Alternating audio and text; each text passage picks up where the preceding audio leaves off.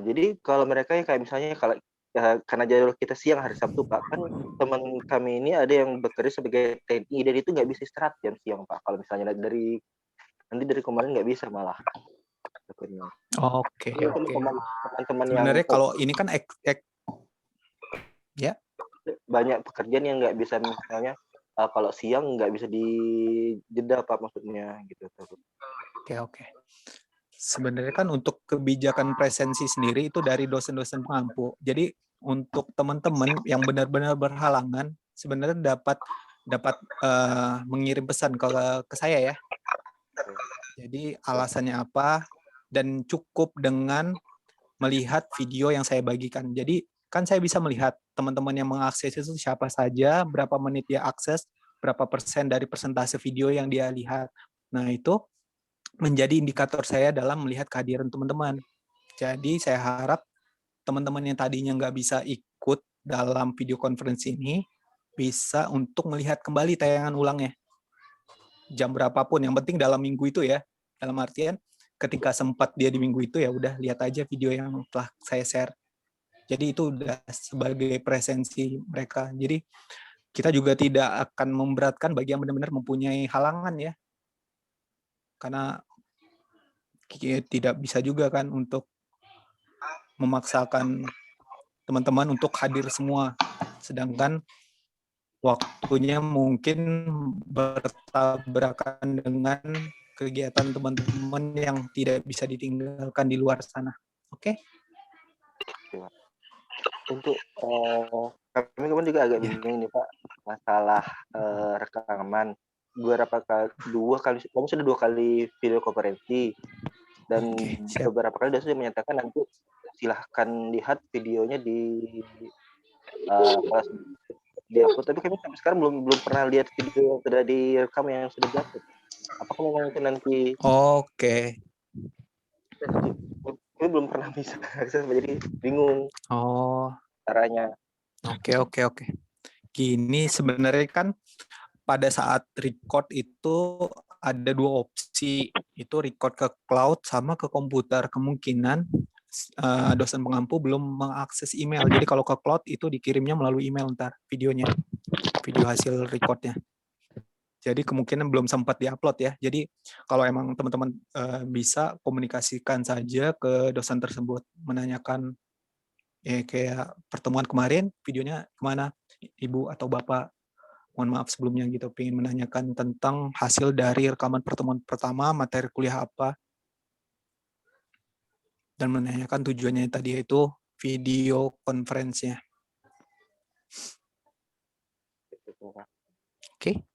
Oke, bisa kita mulai kayaknya. Udah lumayan ramai. Sambil menunggu, jadi teman-teman bisa tetap join, tapi kita bisa memulai karena siang juga masih ada lagi. Oke. Sip. Mungkin di pertemuan pertama ini kita akan banyak membahas terkait dengan kontrak kuliah ya, kontrak kuliah maupun pengenalan dari perkuliahan yang akan kita laksanakan. Nah, di sini saya akan share screen terlebih dahulu. Oke. Saya akan share screen terlebih dahulu.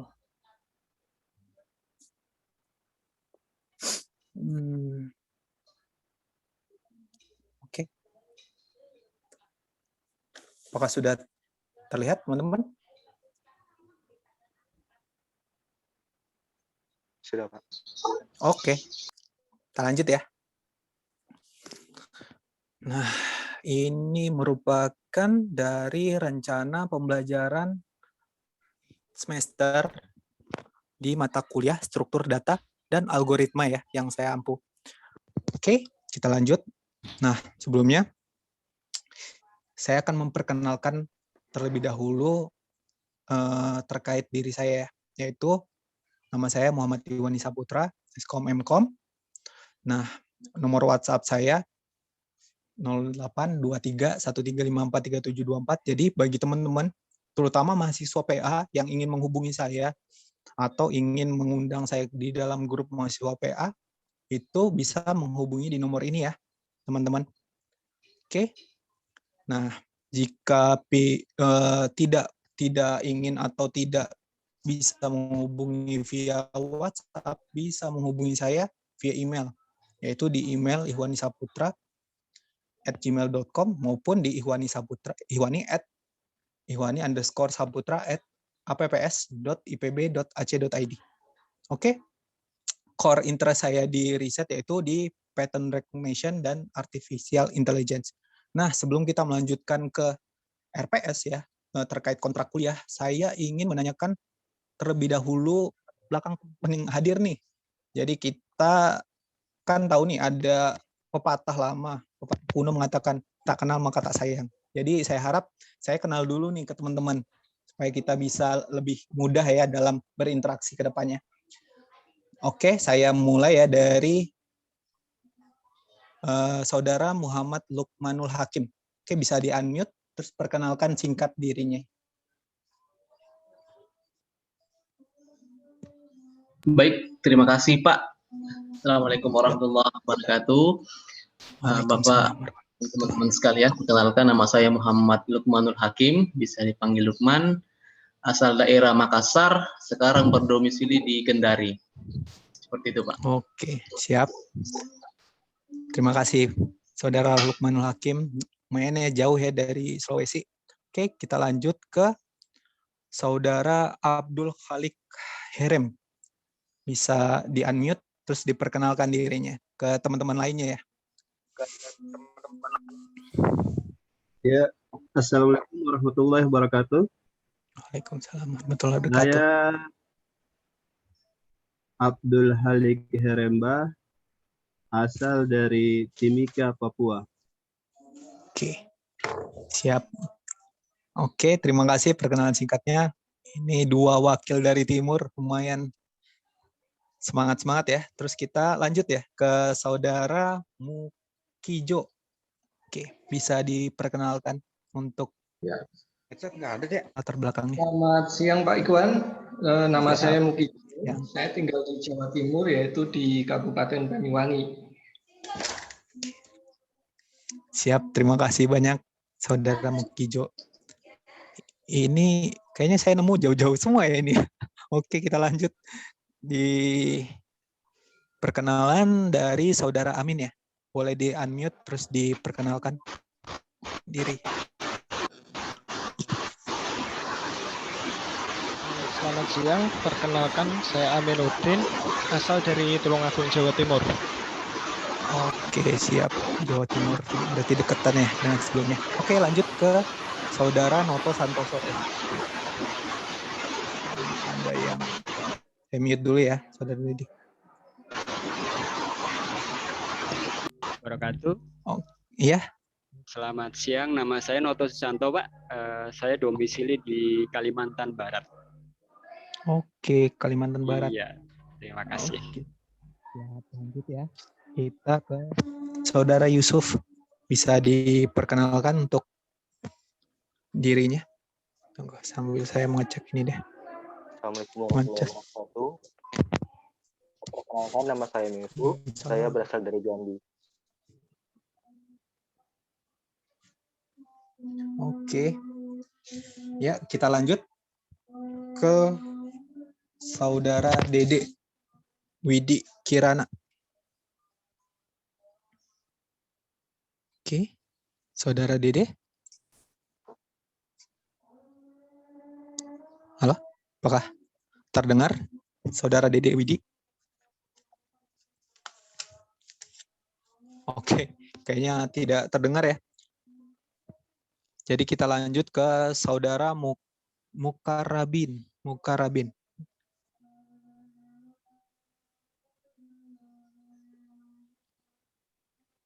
Baik, silakan. Halo. Oke, Mukarabin. Cek. Ya, bisa diperkenalkan dirinya, Saudara Mukarabin.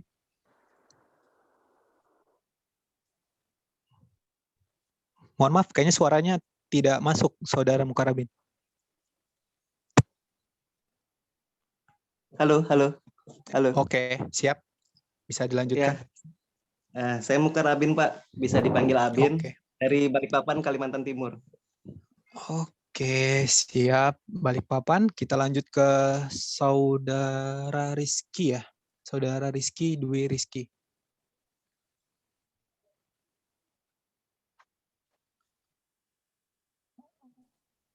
Oke, Saudari, mohon maaf. Oke, bisa diperkenalkan dirinya ke teman-teman, ke saya.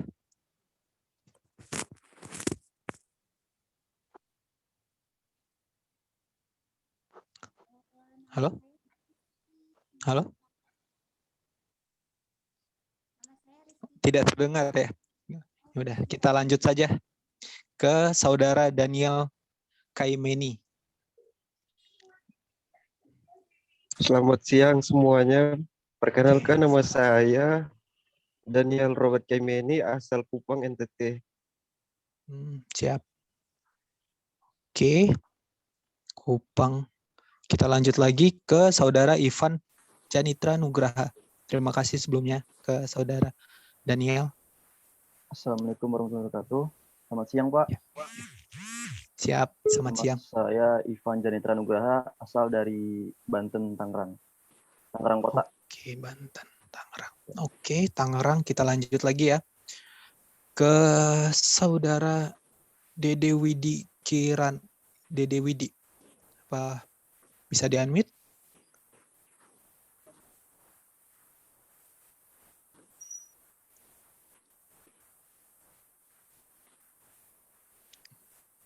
Sedang AFK kayaknya. Oke, kita lanjut ke Saudari Kurnaini ya. Kayaknya banyak yang lagi AFK nih. Oke, Saudari Kurnaini. Ya. Oh, ya. Baik.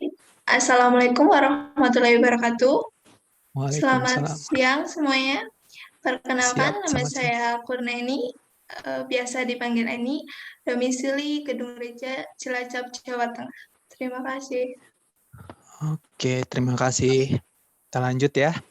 Ke ini tadi Saudara Dedi Darmanto. Tadi sudah sempat berkenalan dengan saya, namun mungkin ada teman-teman lain yang belum kenal ya. Baik.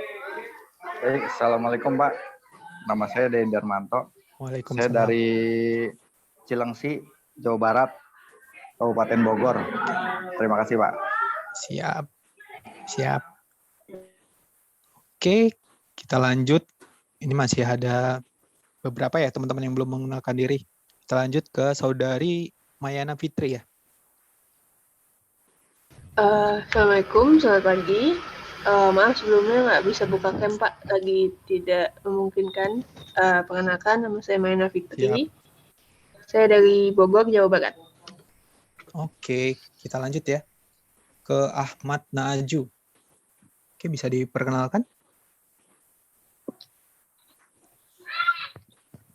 Assalamualaikum, saya Ahmad Najuddin dari Mojokerto, Jawa Timur.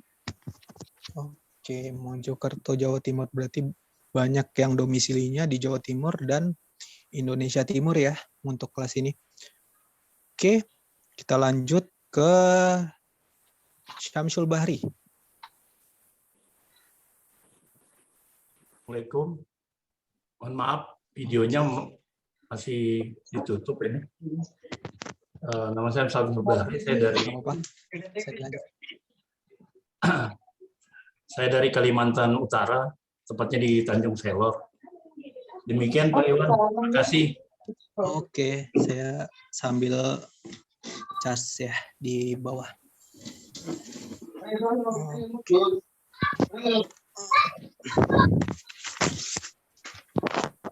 Sip, kita lanjut. Ada yang belum dipanggil kira-kira? Soalnya ngacak ini dari videonya. Jadi biar yang hadir yang kita kenalkan ya. Baik, apakah ada?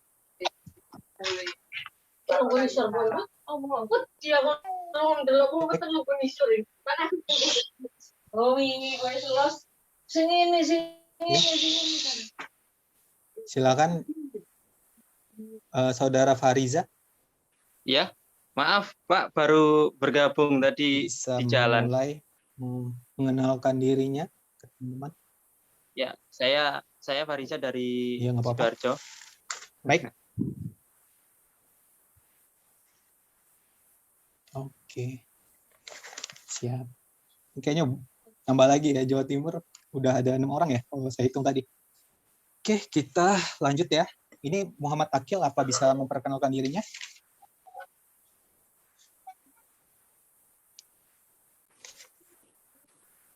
Oke, kalau tidak saya mulai ya. Untuk teman-teman lain bisa menuliskan perkenalannya di kolom chat ya, agar tidak memakan waktu yang lebih lama lagi. Karena mesti perkenalan satu-satu ya. Oke, kita lanjut. Untuk kontrak kuliah tadi. Jadi kan kita sebelumnya membicarakan terkait kontrak kuliah pada mata kuliah struktur data dan algoritma. Nah, tadi setelah perkenalan saya serta teman-teman di sini, kita akan melanjutkan ke sebentar. Oke. Nah, ini adalah mata kuliah yang harus dimaksimalkan teman-teman nih sebagai mahasiswa untuk menjadi seorang sarjana komputer. Jadi dari saya ini adalah mata kuliah yang tergolong penting. Jadi harapan saya teman-teman bisa memaksimalkan dalam mendapatkan nilai yang lebih baik di 5 mata kuliah ini, baik bahasa pemrograman, algoritma, struktur data, pemrograman berorientasi objek, serta basis data. Itu menjadi core competence ya dari sarjana komputer. Tunggu, saya pindahin kamera dulu karena mengganggu layar. Oke. Nah, itu menjadi core competence ya. Ini kelihatan nggak ya? Oke. Maaf sebelumnya.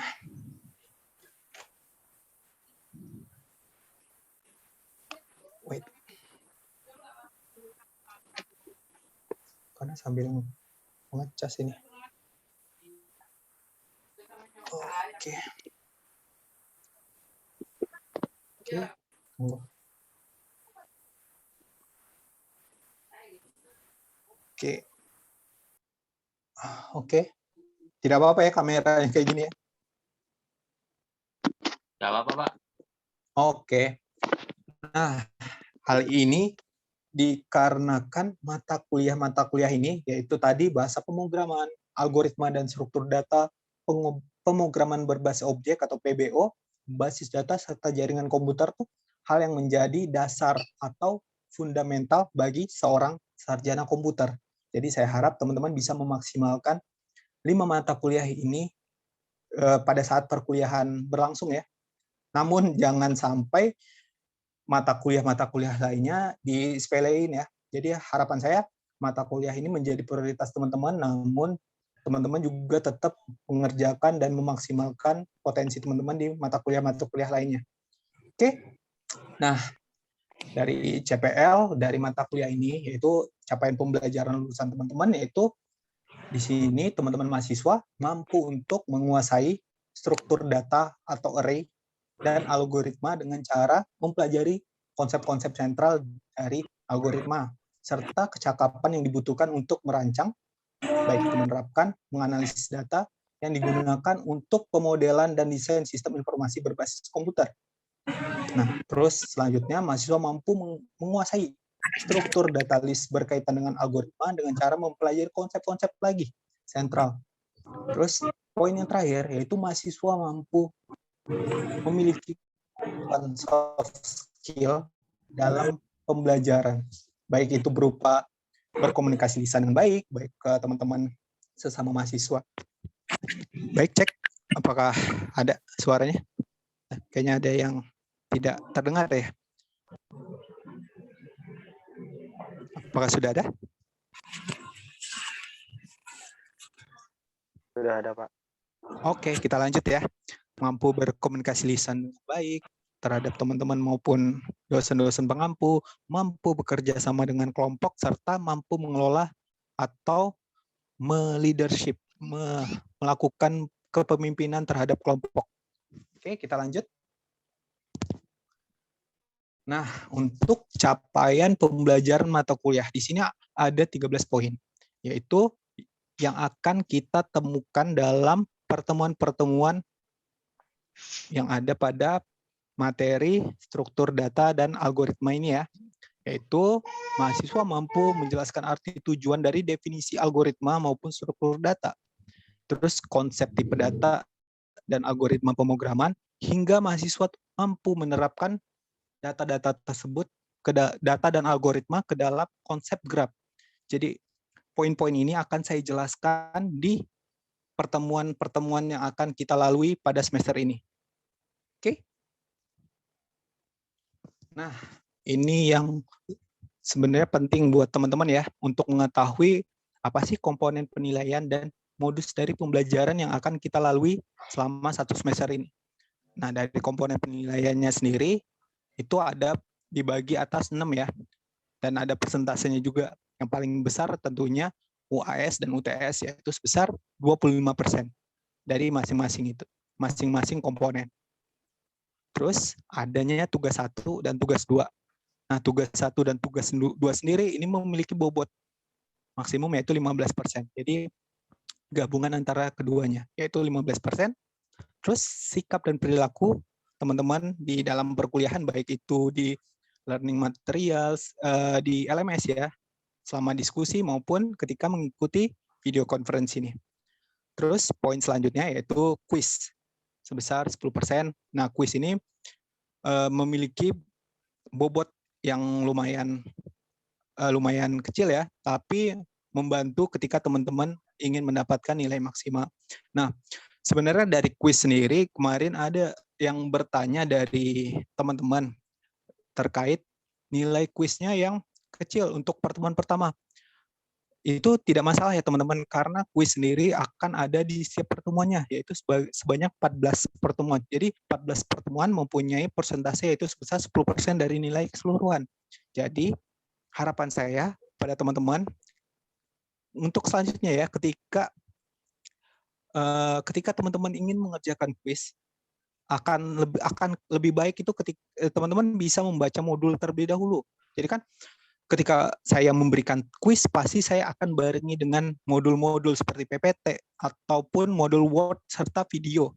Jadi harapan saya teman-teman pelajari terlebih dahulu ya untuk materi-materi yang ada pada pertemuan itu.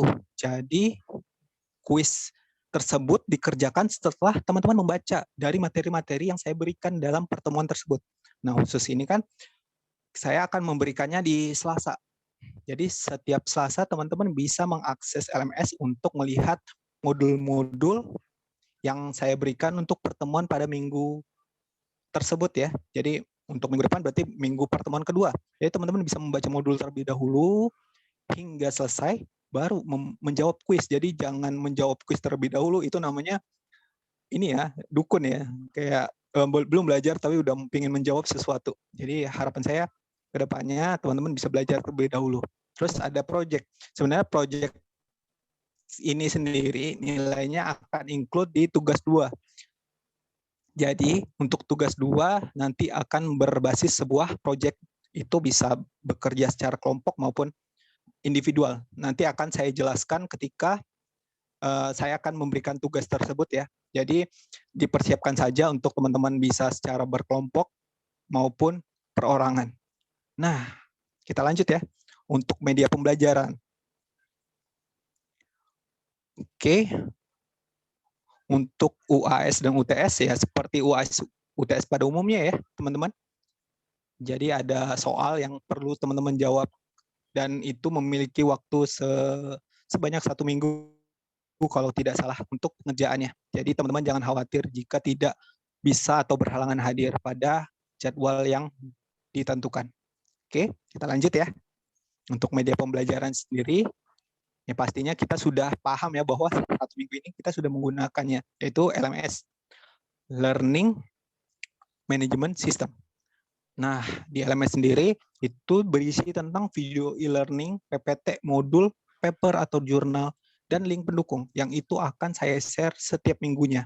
Jadi teman-teman tinggal mengecek saja di LMS untuk materi kuliah.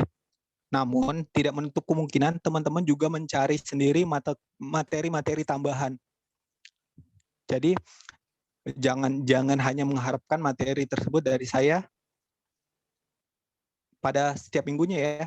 Jadi kalau teman-teman mempunyai keinginan, ya teman-teman bisa nih mencari terkait materi yang akan saya sampaikan atau yang sudah saya sampaikan, namun teman-teman masih ada menemukan materi lainnya yang belum kita bahas. Jadi teman-teman bisa eksplor sendiri ya terkait materi-materi lainnya.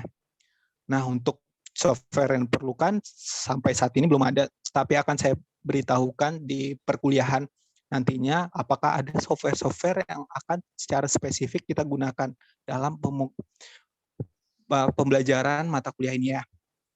Terus untuk modus pembelajaran seperti kita ketahui, kalau di Universitas Siber Asia ini full online learning. Jadi online interaksi antara dosen dan mahasiswa di dalam LMS sebanyak 1 minggu. Minimum pola interaksi itu 9 kali. Oke, ya tidak apa-apa, Saudara Yusuf untuk keluar.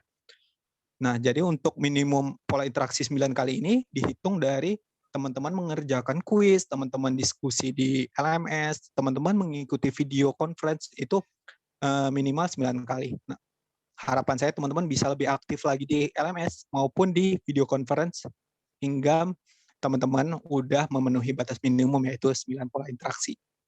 Dan yang poin kedua yaitu project assignment untuk mengarahkan mahasiswa mendapatkan materi kunjungan lapangan atau studi kasus. Namun pada perkuliahan kita, saya akan mengarahkan teman-teman untuk studi kasus. Jadi di tugas 2 akan ada studi kasusnya ya teman-teman. Terus modus pembelajaran selanjutnya itu proporsi full online learning selama 16 minggu. Nah, untuk 100% online di LMS, itu dalam mode asinkron dan sinkron. Nah, untuk asinkron sendiri itu ya kita aktif di dalam LMS maupun forum-forum yang ada di setiap modul ya. Terus 77,5% yaitu terdapat live streaming. Namun pada semester ini kita harap 100% ada live streaming karena setiap pertemuan akan kita lakukan meeting ya, Zoom meeting atau live conference. Oke, kita lanjut. Nah, di sini ada metode pembelajaran dan bentuk pembelajarannya ya, teman-teman. Nah, kita lihat di metode pembelajaran, kita akan berfokus pada discovery learning, yaitu teman-teman memiliki hak juga untuk mencari sendiri materi-materi atau mengeksplor lebih dalam lagi materi-materi yang telah saya sampaikan di dalam kelas. Jadi, teman-teman bisa mencari materi tanpa harus menunggu saya untuk melakukan share ya. Oke. Terus untuk bentuk pembelajarannya online-nya sendiri itu saya memakai di sini 4 bentuk pembelajaran, yaitu adanya video e-learning, discussion di dalam forum yaitu LMS ya di sini ya. Terus reading modul, yang modul-modul yang saya berikan itu saya harap teman-teman dapat membaca semuanya dan memulai untuk memahami apa yang telah saya share. Oke. Terus untuk poin keempat yaitu adanya video conference di dalam bentuk pembelajaran kita, yaitu pada setiap hari Sabtu jam 11.40 ini ya. Oke. Nah, pada slide ini akan saya bahas tentang agenda yang akan kita lakukan pada setiap pertemuannya, materi-materi pembelajaran apa yang akan kita bahas.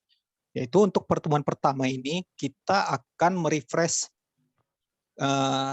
pemahaman teman-teman atau akan melakukan pengertian dari struktur data serta algoritma. Jadi untuk materi pembelajarannya itu tentunya menggunakan video e-learning, PPT modul, serta materi yang setelah saya bagikan di dalam grup ya, di dalam LMS.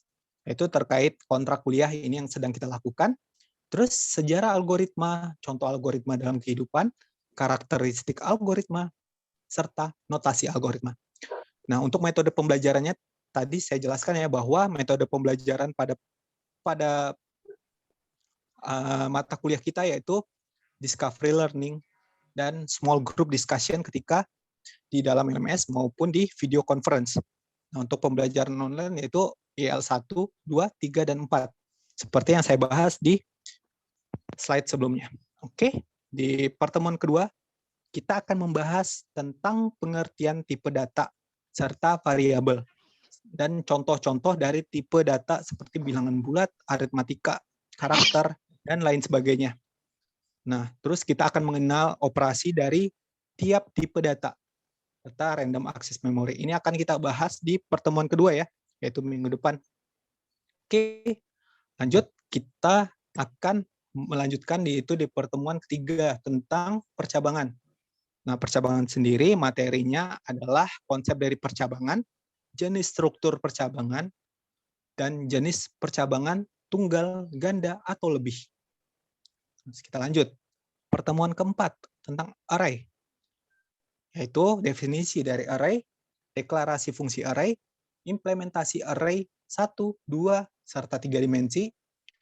Terus akan ada contoh-contoh soal terkait penggunaan array ini ya. Oke. Queue atau antrian ya, kalau dalam bahasa Indonesia antrian. Jadi di pertemuan kelima kita akan membahas tentang konsep antrian di dalam algoritma. Bagaimana sih operasi pada queue atau antrian ini, dan representasi penggunaan array pada queue. Terus representasi link pada antrian dan aplikasi antrian. Nah, pada pertemuan kelima ini saya akan memberikan teman-teman tugas pertama. Jadi tugas itu yang seperti yang sebelumnya ya telah saya sampaikan bahwa memiliki bobot sebesar 15% untuk tugas 1 dan tugas 2. Oke. Pertemuan ke-6 yaitu tentang stack atau tumpukan ya.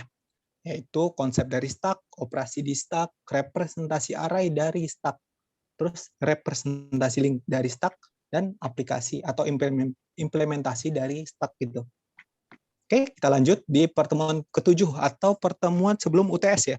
Jadi kan pertemuan ke-8 kita akan melaksanakan UTS. Jadi pada pertemuan ini akan ada materi tambahan seperti persiapan UTS. Jadi kita akan melakukan persiapan, yaitu membahas kembali pertemuan pertama hingga pertemuan ke-7 dari materi-materi yang telah kita pelajari bersama. Nah, selain itu kita pastinya akan ada membahas linked list, yaitu pengertiannya, operasi, serta implementasi linked list. Oke. Nah, kita loncat ke pertemuan 9 dan ke-10, ini akan membahas sorting. Kenapa sorting memiliki bobot yang lebih? Karena menurut saya sorting ini banyak yang mesti dibahas, jadi tidak cukup untuk satu pertemuan saja. Jadi algoritma sorting sendiri itu menjadi core-nya dari ini ya, algoritma, yaitu kita tahu metode-metode sorting itu ada bubble sort, selection sort, merge sort, quick sort, bucket sort, shell sort, radix sort, dan external sort. Nah, di situ kita akan bahas untuk pertemuan 9, kita akan bahas bubble dan selection. Karena di pertemuan 9 kita akan melakukan pembahasan akan pengertian terlebih dahulu dari konsep pengurutan atau sorting. Terus teknik-teknik dari sorting, serta membahas metode tadi, yaitu bubble dan selection.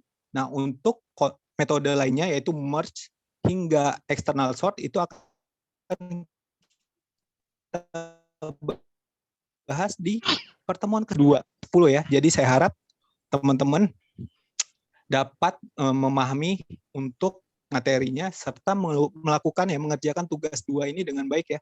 Karena tugas itu memiliki persentase yang lumayan besar ya dalam penilaian.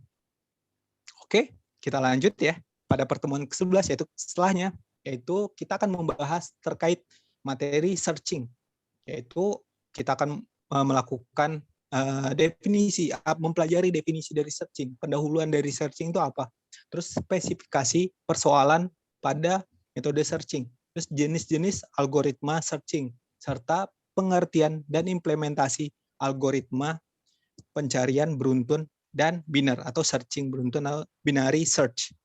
Oke. Nah, di pertemuan ke-12 kita akan membahas tentang hashing.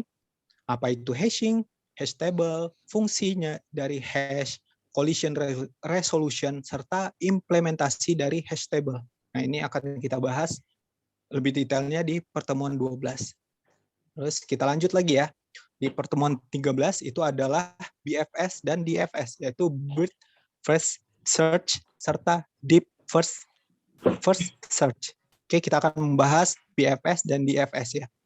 Yaitu dari mulai pengertian BFS dan DFS, algoritma BFS dan contoh implementasinya, serta algoritma DFS beserta contoh implementasinya. Oke, kita lanjut ke tree atau pohon ya. Di sini kita akan melakukan atau membahas tentang pengertian dari konsep pohon atau teori konsep tree ya di sini. Nah, dari itu kita akan membahas tentang konversi tree menjadi sebuah binary tree dan implementasi tree dan binary tree tersebut. Jadi di pertemuan 14 kita akan membahas konsep tree ya atau konsep pohon. Oke, kita lanjut. Nah, ini pertemuan terakhir sebelum melakukan UAS, kita akan membahas tentang graph. Dari pengertian graph, definisi dan bentuk dari graph atau grafik ya di sini, identifikasi bobot, edge, dan siklus pada grafik, implementasi elemen-elemen menjadi grafik.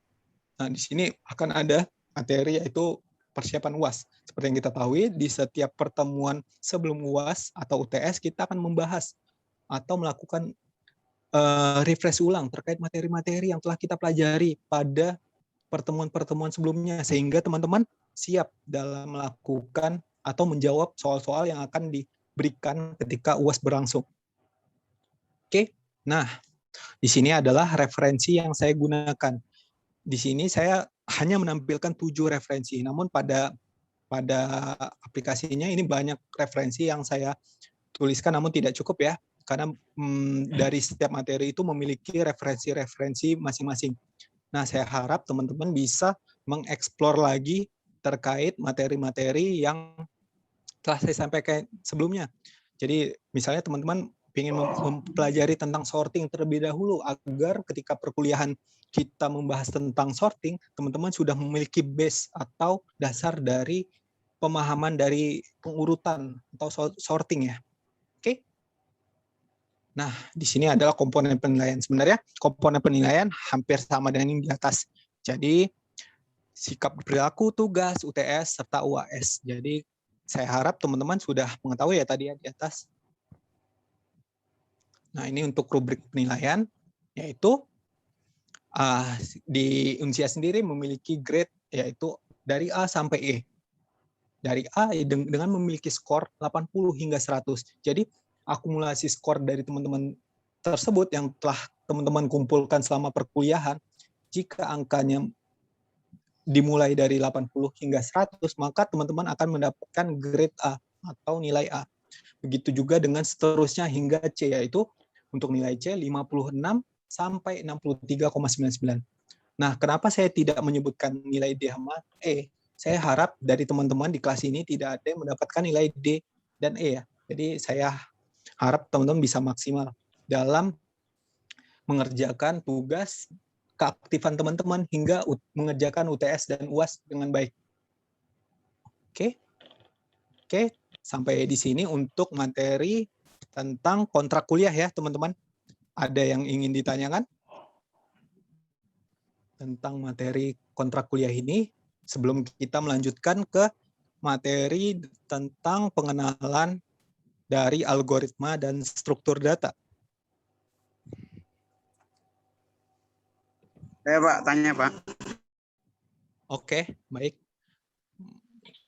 Saudara Muhammad Budiawan ya. Ini untuk nanti kira-kira dipakai apa ya? Mohon maaf, kurang jelas suaranya, saudara. Bisa tolong diperjelas untuk pertanyaannya? Iya, untuk algoritma ini nanti kita prakteknya ini pakai software apa atau bahasa apa gitu? Bahasa programnya. Itu akan saya infokan ya. Jadi untuk di awal kita akan mempelajari konsep terlebih dahulu. Namun untuk update-nya akan saya infokan di LMS ya. Jadi Saya harap teman-teman bisa stay tune di LMS untuk melihat perkembangannya. Karena saya masih menimbang-nimbang untuk menggunakan program mana ya. Ya, makasih Pak. Oke, terima kasih. Oke, ada lagi terkait dengan kontrak kuliah kita? Ada yang ingin ditanyakan apa? Ada yang kurang jelas? Yang baru dijelaskan nanti dibagi Pak, materi itu tadi yang dijelasin Pak. Oh iya, akan saya bagi. Sengaja tidak saya bagi karena ini terkait kontrak kuliah, jadi harus dijelaskan terlebih dahulu ya.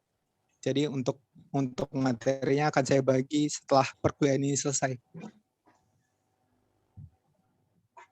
Baik Pak, makasih. Baik, sama-sama. Ini Pak, nanya lagi Pak. Ya, baik.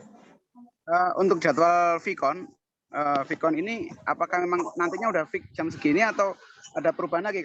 Kalau ini kan sepertinya ada perubahan ya. Kalau hari ini kan sebenarnya sih nanti sore atau jam berapa gitu. Kalau ini kan jam segini, apakah memang ini atau enggak gitu? Baik, terima kasih pertanyaannya. Sebenarnya untuk jadwal Vicon sendiri itu kita sudah valid ya, sudah baku itu di jam 11.40 pada hari Sabtu. Namun saya keliru, jadi saya minta maaf sebelumnya kepada teman-teman. Jadi saya menginputnya di jam 1 ya, jam 1.40 kalau nggak salah. Jadi saya baru sadar ketika tadi sehabis perkuliahan sistem basis data kalau saya tidak salah. Jadi sehabis basis data saya melihat, wah kayaknya keliru ini untuk jadwalnya. Udah saya infokan.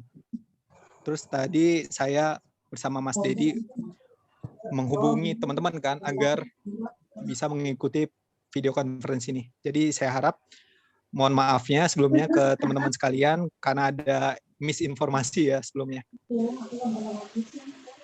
Pak, ini saya mau tanya. Apakah ada pertanyaan lainnya terkait? Ya. Untuk jadwal Pak, untuk hari Sabtu itu kan saya pulang jam 1 ya. Jika saya tetap mengikuti tapi mematikan video enggak apa-apa ya Pak? Sebenarnya untuk video sendiri tidak ada keharusan ya teman-teman. Kalau dari saya, yang penting teman-teman bisa menyimak dan mengikuti dengan baik ya. Jadi teman-teman yang berhalangan kayak di kantor tapi masih bisa untuk mengikuti perkuliahan walaupun tanpa video, saya tidak permasalahkan. Karena pada akhirnya kan harapannya teman-teman bisa paham kan akan materi. Jadi sebenarnya nggak masalah sih. Terima kasih Pak. Ya, sama-sama. Baik. Apakah ada pertanyaan lainnya sebelum kita lanjut ke pengenalan ya terkait algoritma?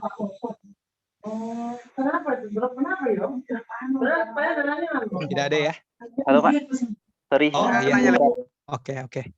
Untuk saya Arman Afandi Pak. Ya, hitung absensi. Nah, ini perhitungannya gimana ya? Apakah kalau ini kan saya pakai HP nih, apakah kedetek atau harus pakai dari LMS gitu? Terima kasih. Oke. Untuk presensi sendiri sebenarnya presensi itu komponennya banyak dari keaktifan teman-teman. Sebenarnya dari keaktifan teman-teman tadi di LMS maupun video conference sebanyak 9 interaksi saja itu sudah dihitung sebagai presensi teman-teman. Jadi itu menjadi kehadiran lah teman-teman akan pertemuan-pertemuan dari mata kuliah kita ya. Jadi harapannya teman-teman bisa aktif lagi di LMS, di forum diskusi, maupun di video conference ini bagi yang benar-benar berhalangan dapat mengechat atau mengirimkan pesan kepada saya ya. Alasan untuk berhalangannya, jika memang benar tidak bisa ditinggalkan, maka tidak masalah untuk tidak mengikuti video conference ini. Baik. Ada lagi?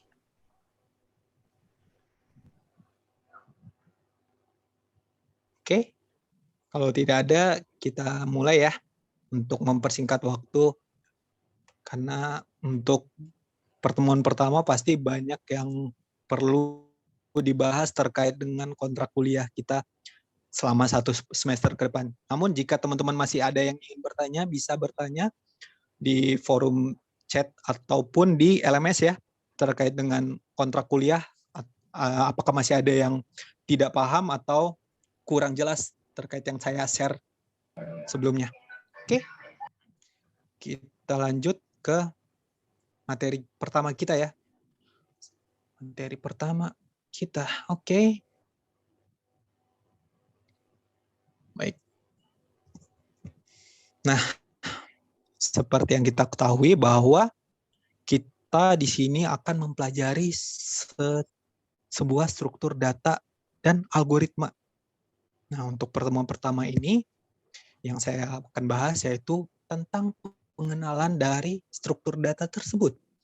Nah, pastinya ya, jika kita ingin mengetahui definisinya, maka kita akan breakdown dulu secara harfiah dari definisi struktur data. Data sendiri itu memiliki representasi fakta dunia nyata yang mewakili suatu objek seperti manusia, yaitu pegawai, mahasiswa, pembeli, dan entitas lainnya, serta barang, hewan, peristiwa, konsep, keadaan, dan sebagainya yang direkam, baik itu dalam bentuk angka, huruf, simbol, teks, gambar, bunyi, atau kombinasi dari hal-hal tersebut. Nah, itu adalah definisi dari data. Nah, definisi dari struktur sendiri yaitu manner dalam membangun, melakukan konstruksi, serta mengorganisasi. Nah, terus sesuatu yang dibangun atau dikonstruksi hingga membentuk sebuah kesatuan. Dan yang terakhir yaitu sesuatu yang terdiri dari bagian-bagian yang saling organisme atau Saya coba mute dulu ya. Tunggu. Oke. Sip, udah saya mute ya. Baik, akan saya share kembali untuk screen-nya. Nah. Oke. Baik, mohon maaf sebelumnya tadi ada interupsi ya. Baik, kita akan memulai kembali. Nah, setelah kita mengetahui apa itu definisi dari struktur maupun data, maka struktur data itu sendiri adalah semua program yang berurusan dengan data. Baik itu sistem informasi, misalnya sistem informasi terkait pergudangan, terkait dengan karyawan bank, maupun terkait dengan e-library atau perpustakaan online. Nah, itu semuanya harus memiliki struktur data ya. Terus maupun implementasi pada game, yaitu biasanya yang tercatat di dalam game yaitu posisi atau status musuh, skor, dan lain sebagainya. Nah, maupun struktur data yang diimplementasikan di search engine, yaitu biasanya pada URL, isi, hyperlink, serta bobot. Nah, mengapa data itu disimpan atau mengapa data itu perlu disimpan? Alasannya yaitu supaya bisa diakses atau diproses di kemudian waktu. Jadi kita mempunyai alasan ya, mengapa data-data itu tersimpan atau terstruktur agar dapat diakses ya atau diproses di kemudian waktu. Nah, mengapa dalam penyimpanan data diperlukan suatu struktur? Alasannya yaitu supaya efisiensi dalam pengaksesan serta pemrosesan data tersebut. Jadi kan akan terjadi banyak waktu ya atau inefisiensi waktu jika data-data yang kita punya tidak terstruktur. Jadi berantakan. Jadi kita perlu mencari terlebih dahulu di mana data kita ditaruh. Ya, kita analogikan kita memiliki sebuah rak buku yang besar di mana kita memiliki banyak buku. Namun kita tidak mengsorting atau melakukan kita tidak memberikan nama-nama pada buku-buku yang kita punya. Jadi kita harus memilih satu persatu dari buku-buku yang ada di lemari kita. Itu akan inefisien ya, akan memakan banyak waktu. Nah, itu gunanya struktur dari data ya. Jadi dia memiliki label-label sehingga dalam mencari suatu data kita tidak memerlukan waktu yang lama ya, atau lebih efisien. Oke, kita lanjut. Nah, untuk struktur data sendiri itu memudahkan kita untuk komponen reuse. Jadi kita bisa nih dalam sekali implementasi dapat digunakan berkali-kali dalam aplikasi yang berbeda. Jadi sebagai template ya kalau bisa dibilang. Oke. Tunggu ya. Saya akan letakkan di sini untuk kameranya. Ini capek juga untuk dipegang kameranya. Mohon maaf sebelumnya. Jadi kamera laptop saya bermasalah.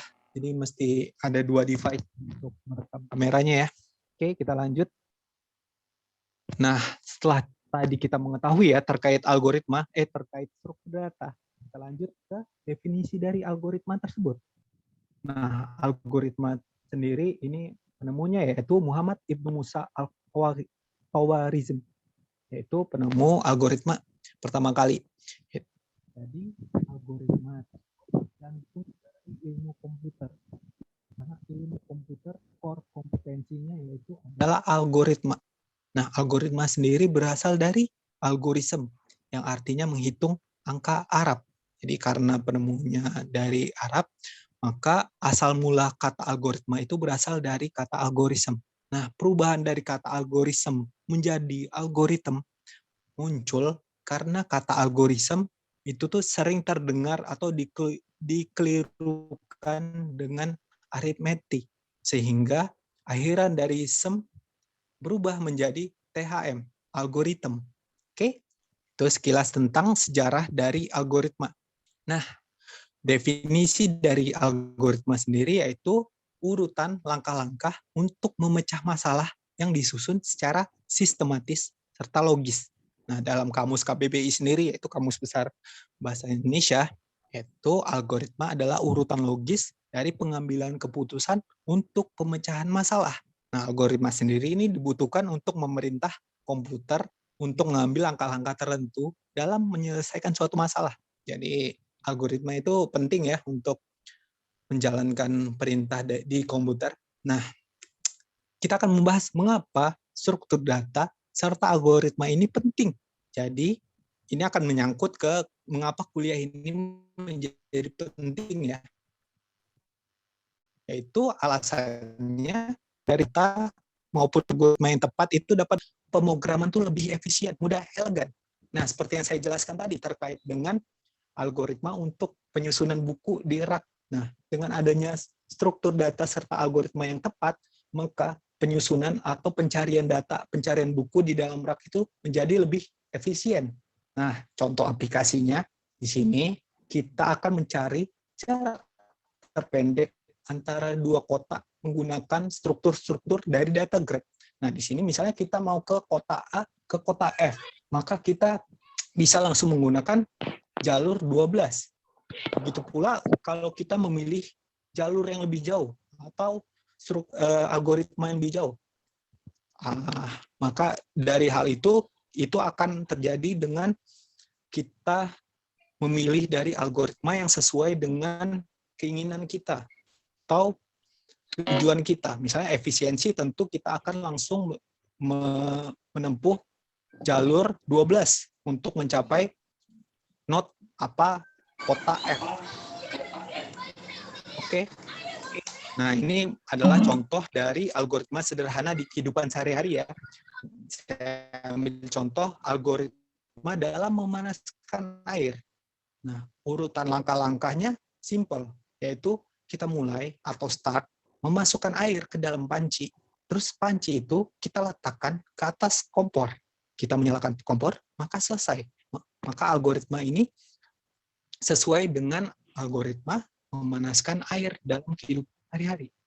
Ini adalah contoh aplikasi algoritma di dalam kehidupan sehari-hari. Nah, ini contoh selanjutnya yaitu contoh bagaimana algoritma menghitung yaitu mulai kita tahu untuk persegi itu luas juga yaitu kita membutuhkan nilai panjang serta nilai lebar. Maka nilai panjang tersebut. Kemudian pada langkah selanjutnya kita memasukkan nilai lebar. Oke. pada selanjutnya kita akan memasukkan nilai lebar. Terus langkah selanjutnya kita akan cek apakah terdengar, teman-teman? Kadang-kadang aja, Pak. Oke, baik. Kayaknya mic-nya Bapak itu ada yang putus-putus kabelnya. Oke. Ini bagaimana, teman-teman? Sudah dengar, Pak. Oke, saya coba ya. Jika emang kurang jelas, teman-teman bisa raise angkat tangan maupun chat kembali ya. Oke, kita ulangi bahwa urutan langkah-langkahnya yaitu kita bisa memulai terlebih dahulu, dan tadi kita tahu antara luas persegi itu kita harus memasukkan nilai panjang dan nilai lebar. Nah, kemudian kita memasukkan luas ya, rumus luas yaitu panjang kali lebar. Nah, di langkah selanjutnya yaitu kita menampilkan hasil. Nah, setelah hasil maka algoritma untuk menghitung luas persegi ini selesai. Setelah mulai hingga menampilkan hasil tersebut. Oke? Nah, ini adalah syarat dari algoritma bisa dikatakan baik, yaitu tingkat reliability-nya tinggi atau tingkat kepercayaan akan algoritma itu tinggi. Oke. Yaitu poin selanjutnya, pemrosesan yang rendah, yaitu adanya efisiensi. Jadi dari algoritma yang baik itu efisien ya. Jadi semakin efisien dari siklus kerja algoritma itu semakin baik ya, teman-teman. Dan sifat yang umum di poin selanjutnya atau general, terus bisa dikembangkan atau expandable. Terus algoritma itu mudah dimengerti oleh siapapun yang melihat. Dia akan bisa memahami algoritma kita yang kita buat. Cek.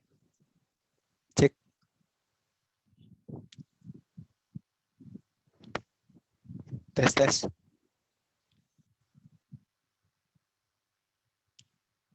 Oke, kita lanjut ya. Jadi algoritma yang kita buat itu dapat dimengerti oleh orang yang sekedar melihat atau menggunakan algoritma yang akan kita buat itu. Oke? Serta portability atau portabilitas yang tinggi. Jadi algoritma kita portable ya, teman-teman. Nah, untuk pemrograman dan program. Apakah itu pemrograman? Apakah itu program? Nah, di sini kita akan membahasnya, yaitu algoritma itu baru efektif jika dilaksanakan oleh sebuah pemproses atau prosesor. Jadi pemproses itu sendiri itu bisa dari manusia ya, firmware, komputer, robot, mesin, atau lain sebagainya ya, teman-teman. Nah, supaya komputer tuh mengerti akan instruksi dari kita ya, instruksi yang kita inputkan, jadi yang dibaca oleh komputer tersebut, maka instruksi-instruksi tersebut harus dituliskan ke dalam bahasa yang dipahami oleh komputer atau bahasa komputer. Nah, algoritma sendiri itu ditulis dalam bahasa komputer yang disebut program. Jadi, algoritma yang ditulis dalam bahasa komputer itu kita sebut sebagai program.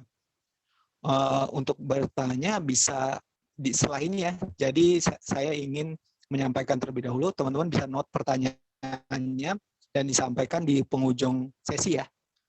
Oke, kita lanjut. Nah, bahasa komputer sendiri yang kita gunakan itu untuk menulis program itu disebut bahasa pemrograman. Jadi bahasa pemrograman itu adalah bahasa yang digunakan untuk menulis program. Nah, bahasa pemrograman sendiri itu banyak jenisnya, kayak Ruby, Java, Python, sebagainya. Nah, sedangkan orang atau si subjek yang melakukan atau menulis program itu dinamakan programmer. Dan kegiatan untuk mulai dari mendesain hingga menulis program tersebut disebut pemrograman. Oke, jadi ini adalah 4 entitas dari program pemrograman, programmer, serta bahasa pemrograman. Oke, nah dapat kita konklusikan bahwa belajar pemrograman itu tidak sama dengan belajar dari bahasa pemrograman, karena dari definisinya saja sudah berbeda ya teman-teman. Oke, kita lanjut ya. Nah, untuk tingkatan bahasa pemrograman. Seperti yang kita tahu, berdasarkan kedekatan dari bahasa pemrograman dengan bahasa alami, yaitu bahasa manusia, itu dikelompokkan menjadi 3 tingkatan, yaitu tingkatan rendah atau low level language. Ini biasa kita sebut sebagai bahasa mesin ya, karena bahasanya mendekati bahasa dari mesin dan sukar untuk dipelajari oleh manusia di sini. Nah, terus tingkatan selanjutnya yaitu bahasa tingkatan menengah atau mid-level language. Bisa kita ambil contoh mid-level language itu seperti assembly. Jadi untuk mempelajarinya butuh effort dan masih bisa dipelajari karena itu masih bisa dipahami oleh manusia. Sedangkan bahasa tingkat tinggi atau high level language itu bahasa yang mendekati bahasa alami atau bahasa yang manusia. Nah, itu seperti bahasa-bahasa pemrograman yang sering kita pakai seperti yang tadi saya sebutkan, misalnya Ruby, Python dan sebagainya, itu udah termasuk bahasa tingkat tinggi atau high level language karena bahasanya sudah hampir menyerupai bahasa manusia. Kita tidak perlu lagi menuliskan 1010 kode biner dalam mentranslasi bahasa tersebut. Jadi kita cukup mengetikkan algoritma-algoritma yang dibutuhkan untuk melakukan pemrograman itu. Oke. Nah, jadi hingga saat ini terdapat puluhan bahasa pemrograman. Seperti tadi. Putus-putus, Pak. Untuk yang menengah itu ada assembly. Football, basic, Java, ya.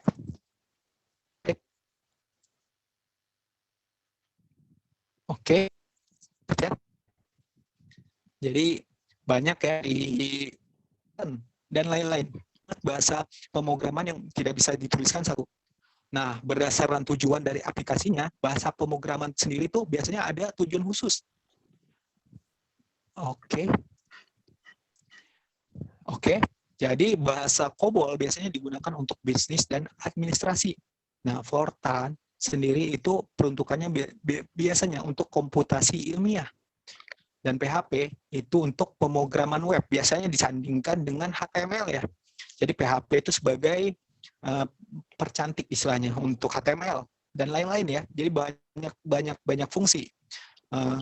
Mungkin saya bisa menambahkan satu contoh lagi seperti Python. Python saat ini sangat sering digunakan untuk data analisis. Jadi data analis atau data scientist itu harus kalau di saat ini harus paham dengan bahasa Python misalnya. Terus bahasa untuk pemrograman tujuan umum. Ini biasanya lebih general, yaitu Pascal, Basic, Visual Basic, C++, Java. Namun kayaknya Pascal untuk Pascal dan Visual Basic sudah mulai ditinggalkan ya, karena sudah banyak bahasa pemrograman lain yang lebih baik untuk algoritma. Oke. Nah, ini untuk penulisan dari notasi algoritma. Nah, notasi pertama di sini adalah langkah-langkah dari penulisan algoritma dengan atau dalam kalimat deskriptif. Nah, saya kasih contoh ya, untuk menghitung rata-rata dari 3 buah data. Di sini algoritma kita tulis dengan struktur bahasa Indonesia ya, karena tadi menggunakan kalimat deskriptif. Jadi langkah pertama, baca bilangan A, B, dan C. Terus pada langkah kedua, jumlahkan ketiga bilangan tersebut. Langkah ketiga, bagi jumlah tersebut dengan angka 3. Terus langkah keempat, tulislah hasilnya. Nah, ini adalah notasi algoritma jika menggunakan kalimat deskriptif. Oke. Nah, pada notasi kedua, kita menggunakan bagan air atau flowchart. Ini sangat umum digunakan dalam struktur data dan algoritma ya. Jadi di flowchart sendiri itu ada beberapa bentuk yang mengindikasikan satu dan tujuan lainnya ya. Jadi ada bentuk seperti oval ini akan saya highlight. Pak, suara hilang. Tunggu.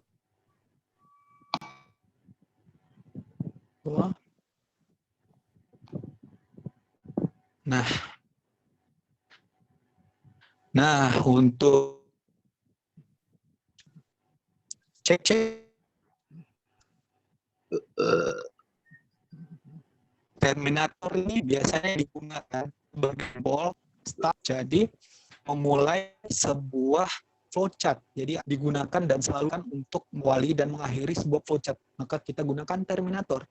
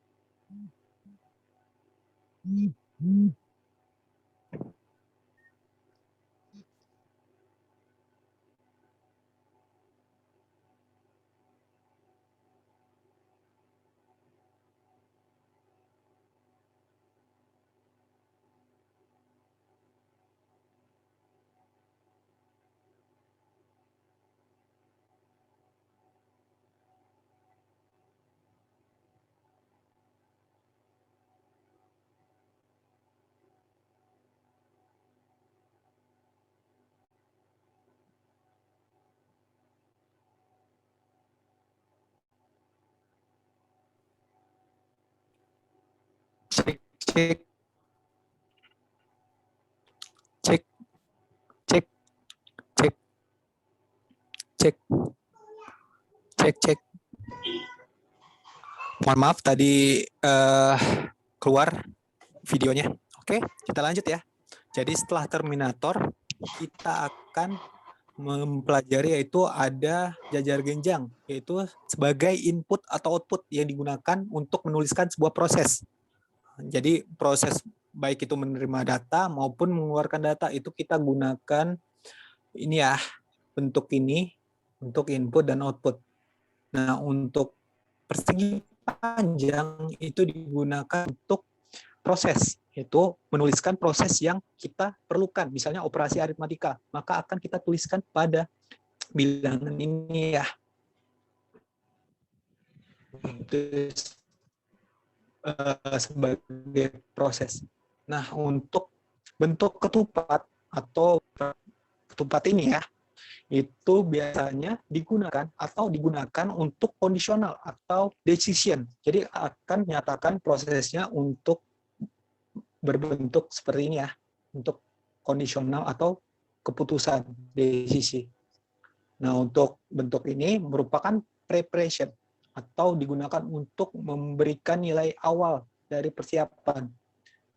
Nah, ini arrow. Ini untuk menghubungkan atau penunjuk arah dari alur proses. Itu pasti akan digunakan untuk menyambungkan dari setiap proses yang ada ya di sini. Nah, ini yang terakhir yaitu sebuah konektor, itu digunakan untuk menyatukan beberapa arrow. Jadi setelah arrow ini dia tidak bisa lanjut ketika tidak ada terdapat konektor untuk menyatukan beberapa arrow. Jadi kalau kita mempunyai beberapa arrow, kita membutuhkan sebuah konektor terlebih dahulu untuk menyambungkan arrow tersebut ke proses lain. Oke, kita lihat contohnya ya, karena ini contoh notasi algoritma sederhana yang kita translasikan ke dalam flowchart, yaitu menghitung luas persegi panjang yang telah kita lakukan sebelumnya. Nah, maka dengan adanya Terminator ya sebagai suruh mulai, kita masukkan P. Itu kita notasikan ke dalam input, sama lebar juga kita notasikan ke dalam input, dan kita proses di luas. Menghitung luas yaitu panjang kali lebar. Jadi nilai input panjang, nilai input lebar itu kita proses di sini dengan rumus panjang kali lebar. Terus terdapat output yaitu luasnya tadi. Jadi hasil dari panjang kali lebar, proses panjang kali lebar sebelumnya akan ditulis di bawahnya ya. Dan setelah kita mendapatkan hasil luas dari persegi panjang tersebut, maka selesailah algoritma tersebut ya. Nah, ini contoh sederhana menggunakan flowchart untuk menghitung luas dari persegi panjang. Nah, untuk notasi terakhir yaitu menggunakan pseudocode. Pseudocode itu sendiri adalah deskripsi tingkat tinggi yang informal serta ringkasan algoritma dari pemrograman komputer yang menggunakan konteks struktural. Namun, kode ini hanya dimengerti oleh manusia ya, karena emang notasi penulisannya itu bahasanya manusia. Jadi bukan diperuntukkan oleh komputer. Nah, biasanya di pseudocode itu dituliskan ada judul. Nah, judulnya sini, program persegi panjang. Terus ada deklarasi. Deklarasi apa sih yang dilakukan? Yaitu panjang kali lebar itu sebagai integer dan luas integer. Jadi nilai-nilai yang akan disebutkan di dalam algoritma dijelaskan di dalam deklarasi ini. Terus algoritmanya yaitu read, lakukan luas yaitu lebar, maka hasilnya adalah luas. Nah, ini adalah contoh dalam menghitung luas persegi panjang menggunakan pseudocode. Oke. Nah, ini adalah referensi yang saya gunakan pada pertemuan kali ini ya. Pertemuan pertama tentang pengenalan struktur data dan algoritma. Oke. Nah, saya jadi selama 4 hari ini saya menjawab pertanyaan teman-teman yang ada di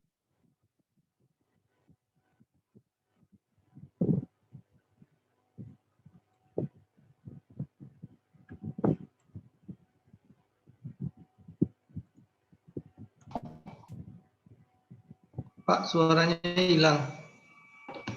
Suaranya hilang, Pak.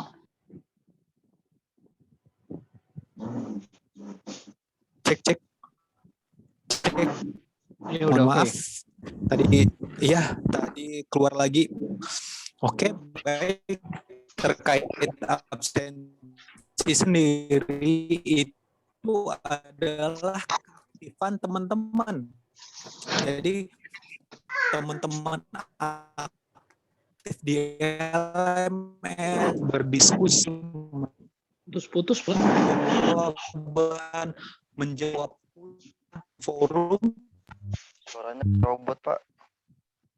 Teman-teman terhadiri atau hadir dalam cek.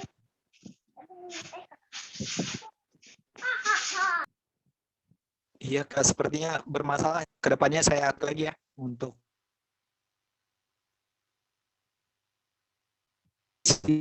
sendiri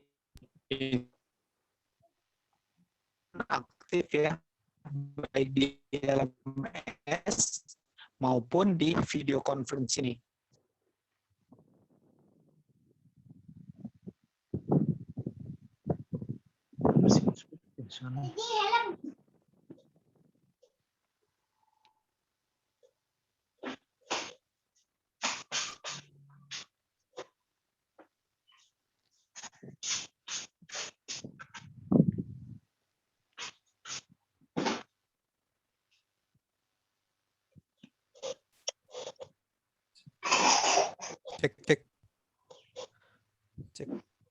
Cek, mohon maaf. Saya coba matiin videonya terlebih dahulu ya. Jadi saya menjelaskannya via audio saja. Jadi ada pertanyaan dari Fariza terkait dengan penulisan sebuah algoritma. Itu sebuah algoritma yang sudah tersusun secara sistematis, apakah dalam perjalanannya bisa terjadi kesalahan urutan tersebut atau terjadi malfungsi atau error? Sudah saya jawab sebenarnya di LMS, tapi agar teman-teman lain mengetahui bahwa hal ini mungkin terjadi, jadi error tersebut mungkin terjadi walaupun kita merasa penulisan algoritma kita sudah benar. Balik lagi, banyak faktor yang mempengaruhi hal tersebut, jadi bisa kita cek terlebih dahulu apakah dari software, apa dari struktur penulisan, apakah dari relasinya mungkin. Jadi mungkin relasi datanya salah atau salah untuk merujuk sebuah data, maka akan terjadi error pada struktur algoritma yang telah kita bikin pada program tertentu ya misalnya. Oke, kita lanjut. Nah, ini pertanyaan dari saudara Toto. Nah, beliau menanyakan dalam materi yang disebutkan ini, yaitu ada notasi, yaitu belajar pemrograman itu tidak sama dengan belajar bahasa pemrograman. Apakah itu bisa diibaratkan pemrograman itu ilmunya, bahasa pemrograman itu alatnya? Nah, ini sebenarnya sudah benar bahwa balik lagi tadi, bahasa pemrograman itu adalah untaian atau instruksi pemerintah yang biasanya terdiri dari banyak baris ya, yang dapat dimengerti oleh komputer. Nah, itu bahasa pemrograman. Yang punya contoh seperti Ruby, C, Python, Java. Nah, untuk pemrogramannya sendiri, ini kan tadi perbandingannya pemrograman dan bahasa pemrograman. Pemrogramannya sendiri yaitu suatu proses dari penulisan serta penyuntingan kode sehingga membentuk sebuah program. Jadi itu adalah definisi dari pemrograman. Jadi kita ketahui dari definisinya saja sudah berbeda antara pemrograman dan bahasa pemrograman. Jadi tentunya belajar pemrograman itu tidak sama dengan belajar dari bahasa pemrograman. Jadi untuk pertanyaan ini sudah terjawab. Nah, sebenarnya di sini saya saya mendapatkan banyak pertanyaan dari saudara Ilham. Namun setelah saya lihat itu untuk materi pertemuan kedua dan ketiga. Jadi saya ambil untuk pertemuan pertama saja. Jadi ini pertanyaan dari saudara Ilham di LMS ya. Nah, beliau bertanya tentang terkait contoh pseudocode pada menit 8.38. Jadi ini saya ambil dari video ya. Di pertemuan pertama, beliau menanyakan apakah sintaksnya sudah paten. Begitu penulisannya ya, atau tergantung dengan bahasa pemrograman yang nanti digunakan saat implementasi ke program. Nah, sebenarnya jawabannya sudah terjawab dari pertanyaannya, bahwa secara struktur ini sudah paten. Dalam artian pseudocode itu bukan bahasa pemrograman ya. Jadi biasanya ditulis dengan struktur, judul, deskripsi, serta implementasi. Jadi judulnya program, deskripsinya deklarasi, dan implementasinya yaitu algoritma yang ditulis dalam pseudocode. Nah, itu adalah bentuknya. Dan implementasinya pada program itu tergantung dari programmernya, tergantung preferensi dari masing-masing orang, personal dari programmernya. Mau menuliskannya ke dalam bahasa C, Java, Python, atau lain sebagainya, dan disesuaikan dengan kebutuhan ya sebenarnya. Jadi penulisan algoritma itu yang baik kan tadi sesuai dengan kebutuhannya. Wah, oke. Sip. Nah, ini sudah selesai. Namun jika ada yang ingin ditanyakan, maka teman-teman bisa bertanya terlebih dahulu ya. Saya buka pertanyaannya untuk 3 pertanyaan saja, karena untuk menghemat waktu ya, teman-teman. Jadi bagi teman-teman yang ingin bertanya terkait materi pertemuan hari ini, maka saya buka pertanyaannya. Baik. Mohon maaf, saya masih matiin kamera karena kayaknya error di kamera saya. Oke, apakah ada yang bertanya? Jika tidak, saya akan menutup kelas ini ya. Cek, izin bertanya, Pak. Oke. Halo. Suara saya terdengar dengan jelas, Pak? Jelas. Jelas. Baik. Ini Pak mengenai penggunaan flowchart itu. Iya. Itu apakah sebelum membuat sebuah software kita harus membuat flowchart tersebut? Kemudian saya di sini mengenai conditional atau decision atau apa namanya yang lainnya itu saya di contohnya nggak ada, jadi mungkin bisa dicontohkan mengenai penggunaan konektor, decision. Ya itu. Terima kasih Pak, itu saja.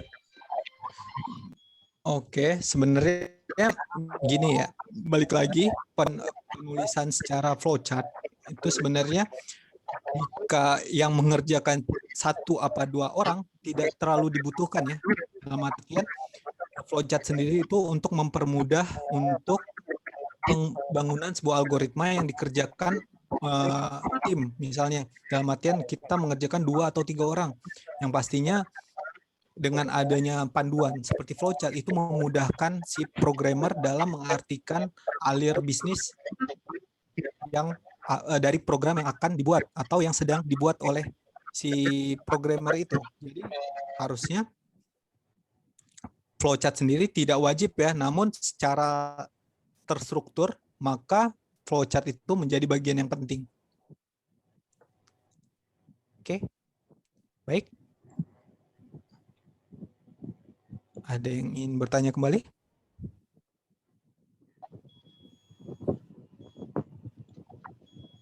Halo Pak. Tes. Ya. Melanjutkan pertanyaan yang tadi Pak, yang mengenai penggunaan flowchart terkait conditional decision itu bagaimana Pak dalam apa contohnya, contoh penggunaannya di dalam sebuah logaritma? Oke, coba saya carikan contoh ya agar bisa dilihat teman-teman. Karena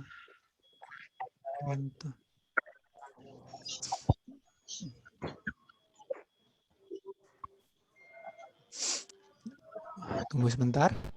Oke, nih saya sudah mendapatkan contoh yang tepat buat menggambarkan tentang komponen-komponen yang ada.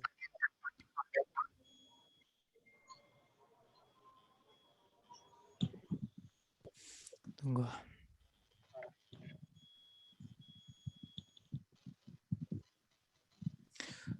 Sebentar.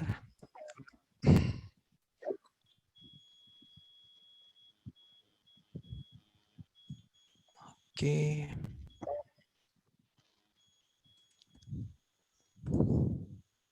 Nah, saya akan share sebentar untuk layar saya.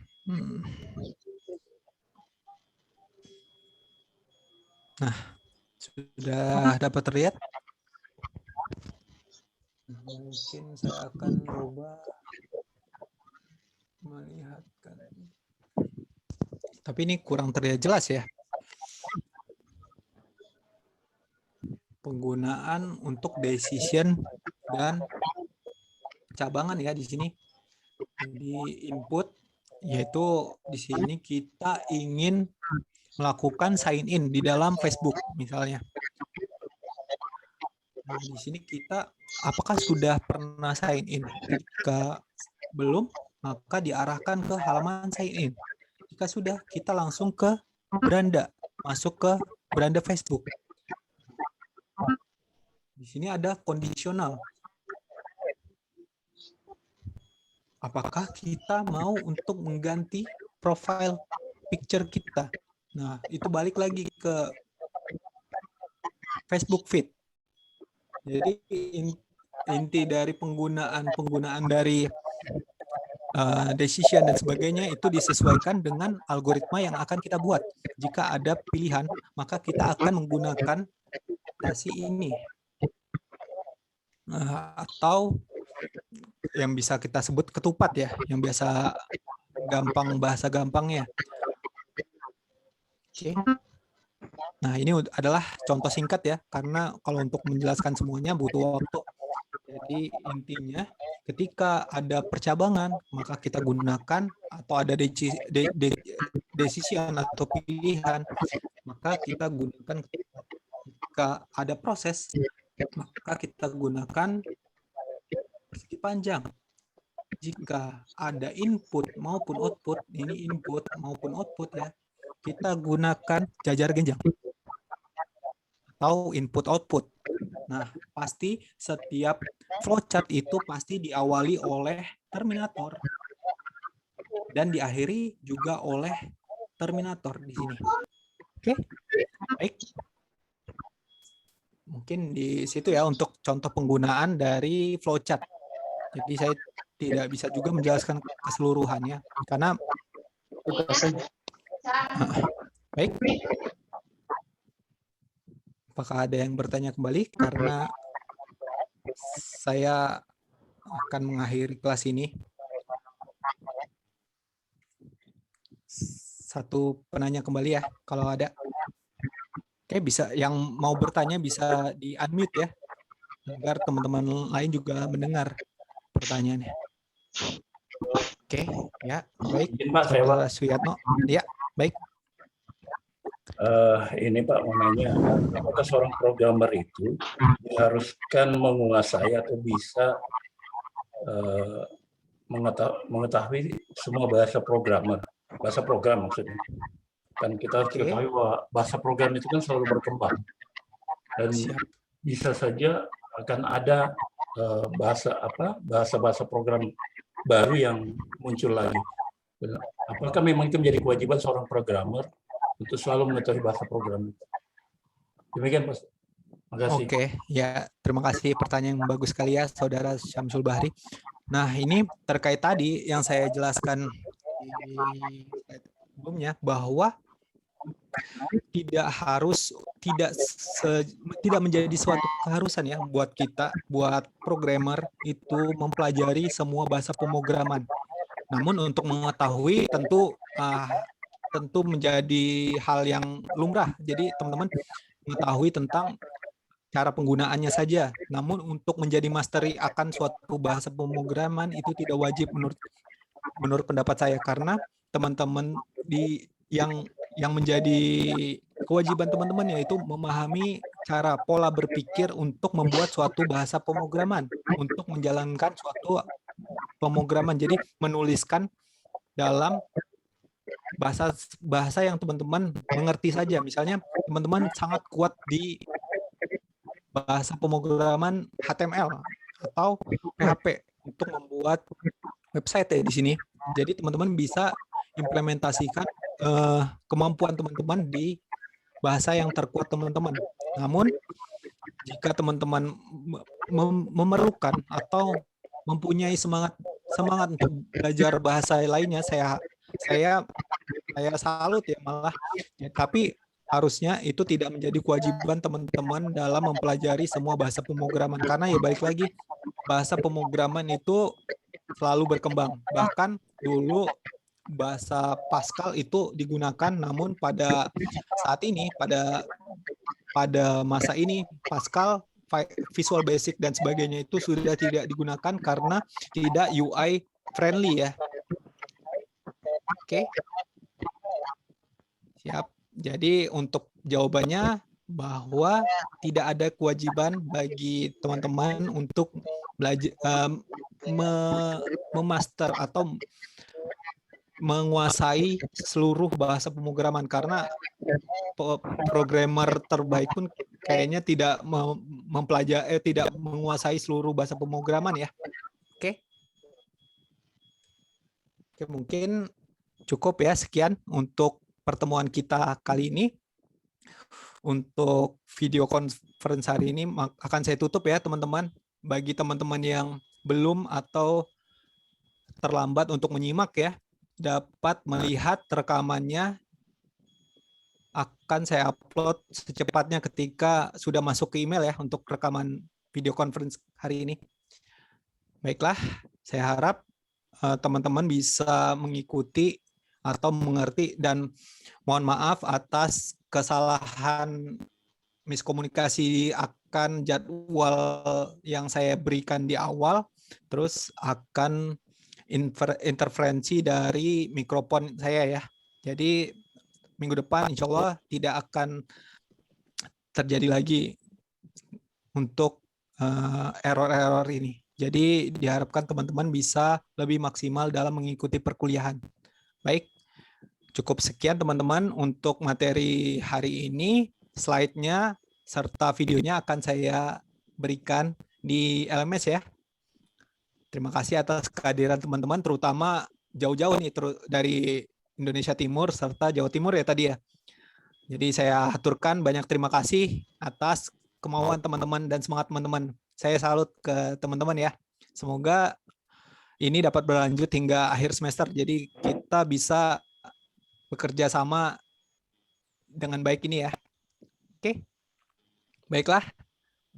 Saya akan tutup kelas ini. Wassalamualaikum warahmatullahi wabarakatuh. Waalaikumsalam.